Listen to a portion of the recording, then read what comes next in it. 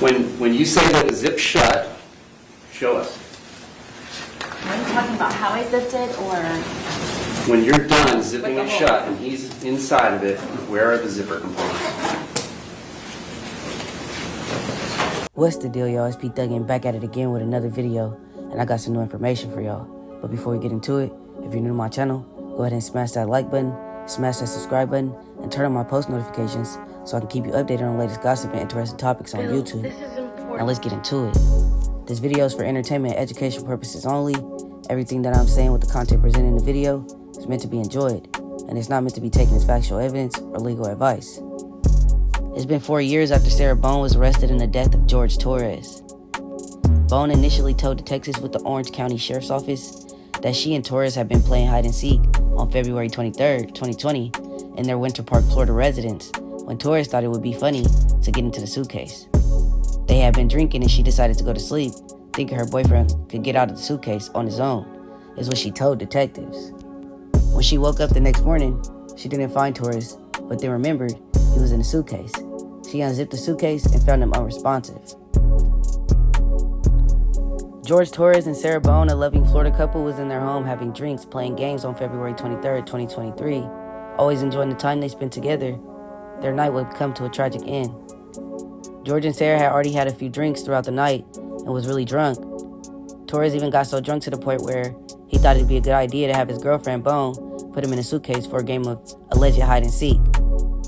Of course, Sarah Boone would agree to telling him she thinks it's a great idea, leaving Torres having no idea that Bones had other plans to lock him in the suitcase, confront him, and punish him for the pain and suffering she felt he put her through the ongoing relationship. When Torres first got into the suitcase, he was fine and laughing with Boone.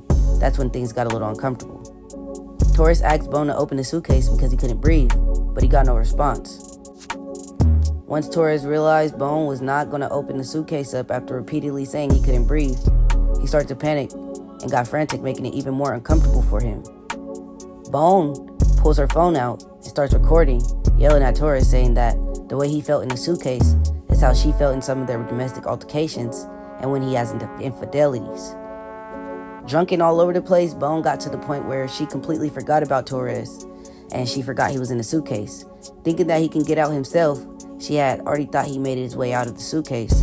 She went to her room, fell asleep till the next day. She woke up the next morning realizing that her boyfriend was in fact not sleeping with her. She then remembered she left him in the suitcase. She rushed to check, but when she did, it was too late. Torres was pronounced dead on the scene. The true reason behind why she says she left him to die in the suitcase all came from her believing that the victim was cheating on her, being physically abused by the victim throughout the relationship, and being too drunk. And that was her only way to be able to confront him without having confrontation. Detectives ended up charging Boone with murder after they found videos on her cell phone showing Torres yelling from inside the suitcase that he couldn't breathe and repeatedly called out Boone's name.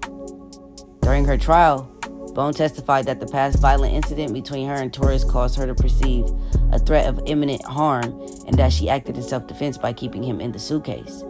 "Yeah, that's what you do when you choke me," Boone said in one of the cell phone videos from that night. "Oh, that's what I feel like when you cheat on me," according to the arrest reports. An autopsy report said Torres had scratches on his back and neck and contusions to his shoulder, skull, and forehead from blunt force trauma, as well as a cut near his busted lip. Boone had gone through several attorneys since her arrest, contributing to the delay in her trial, which only lasted 10 days. She was found guilty of murder for leaving her boyfriend to die in a suitcase, and she's scheduled to be sentenced on December 2nd and face up to life in prison. How do you guys feel about this situation? Let me know what y'all think in the comments. Don't forget to like, comment, and subscribe. And you already know the deal. Pete Thuggin is out.